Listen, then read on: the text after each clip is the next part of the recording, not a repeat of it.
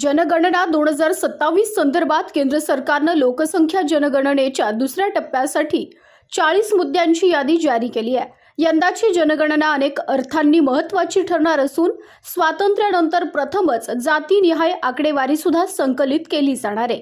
जनगणनेदरम्यान नागरिकांकडून नाव, वय, लिंग, वैवाहिक स्थिती, धर्म, जात, राष्ट्रीयत्व, आई वडिलांची माहिती, दिव्यांगत्व, मातृभाषा आणि इतर भाषांचे ज्ञान यासंबंधी माहिती घेतली जाणार आहे। याशिवाय शिक्षण, डिजिटल साक्षरता, शैक्षणिक पात्रता, रोजगार, व्यवसाय, कामाचं स्वरूप, उत्पन्नाचा स्रोत आणि कामाच्या ठिकाणी जाण्यासाठीचा प्रवास याबाबतही माहिती संकलित केली जाणार आहे। नागरिकांचे जन्मस्थान, पूर्वीचं निवासस्थान, स्थलांतराचं कारण, सध्याच्या ठिकाणी वास्तव्याचा कालावधी आणि कायमस्वरूपी पत्ता याचीही नोंद केली जाणार आहे। महिलांसाठी मुलांची संख्या आणि जन्मासंबंधी काही माहिती घेतली जाणार आहे।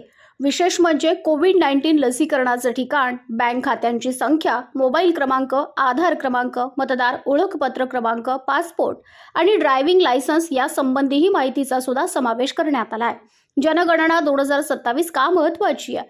यंदाची जनगणना डिजिटल पद्धतीनं होणार असल्यानं देशातील लोकसंख्या, सामाजिक रचना, शिक्षण, रोजगार, स्थलांतर आणि इतर महत्त्वाच्या घटकांचा आधुनिक डेटाबेस तयार होण्यास मदत होणार आहे। विशेषतः जातीनिहाय आकडेवारी संकलित होणार असल्यानं या जनगणनेकडे देशभराचं लक्ष लागलं आहे।